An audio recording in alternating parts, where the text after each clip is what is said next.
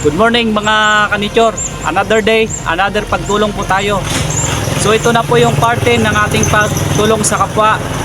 At nais ko pong magpasalamat sa lahat po ng manood, nag-shares, nag-react ng video po natin sa part 9. Thank you. So ngayon po, hanap naman po tayo muli ng isang tao na ating matutulungan ngayong araw. Wow! Let's watch mga kanichor. Ito na po yung part 10. Let's go! Ayun mga kanichor, isang magandang araw muli at another day, another pagtulong tayo.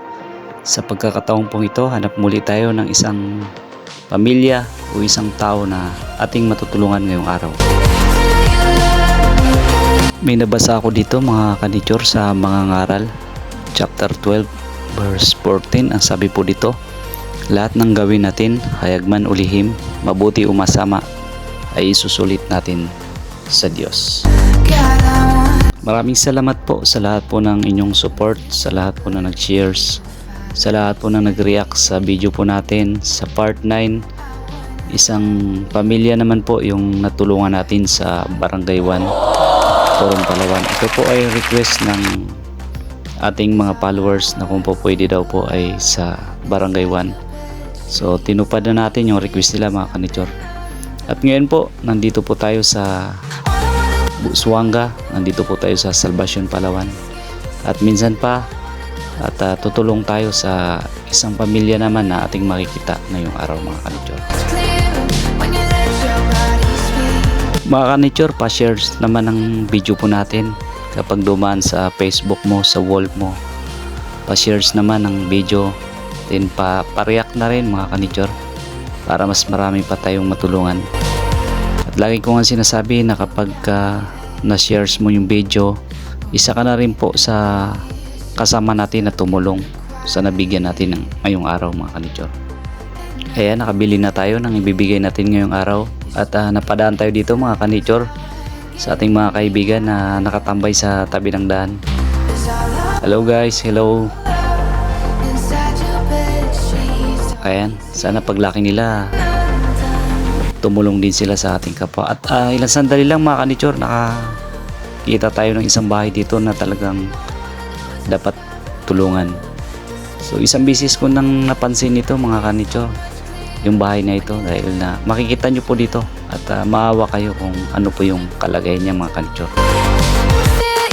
Yung dingding po mga kanichor, talagang tela, yung kortina din sa likod, sako, at yung bubong nila kaunti lang yung nipa at halos yung ibang bubong ay sako rin mga kanichor.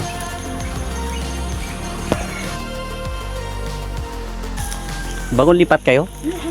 At ayan nga mga kanichor, inabot na natin yung ibibigay natin ngayong araw. At naputol po kasi yung video ko at nagpaalam muna ako sa kanila kung po pwede mag video. Pangsamantala, magpapagawa ko ng bahay. Hindi naman kayo nababasa. Nagpapagawa ko minsan. Ay kuya, alam po. Okay lang, ikutin ko lang bahay nyo po ha. Malay nyo baka may tumulong po sa inyo eh. Pero may bahay naman po kayo. Wala, ito na po. Lupa nyo po ito? Hindi. Paano yan kung magalimbang may ano ng bahay sa inyo?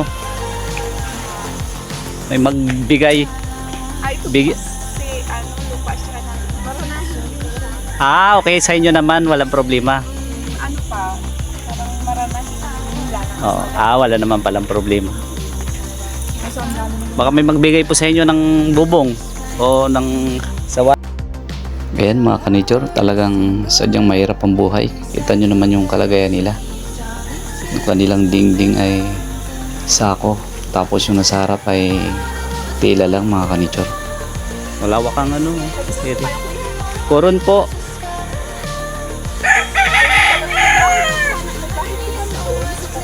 Oo.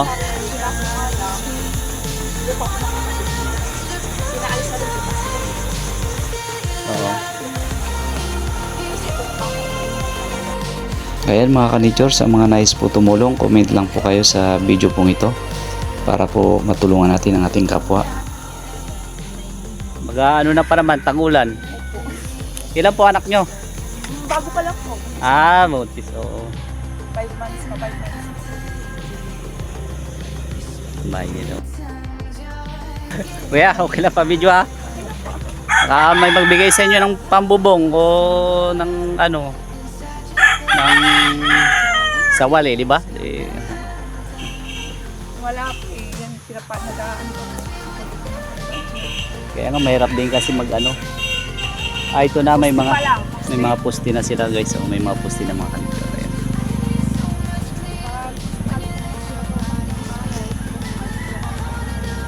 Dito po, dito. Kaya ito kasi pinagdita natin sa Kaso magatagulan na eh. Dapat may ano kayo. Kayo din mahirapan. Ito yung bubong na kumuha namin sa gabi. Ayan mga kanitsor, kahit na sa maliit na paraan ay natulungan natin sila. Oo. Mas matibay yung kawayan. Ito, madali siya mas kasi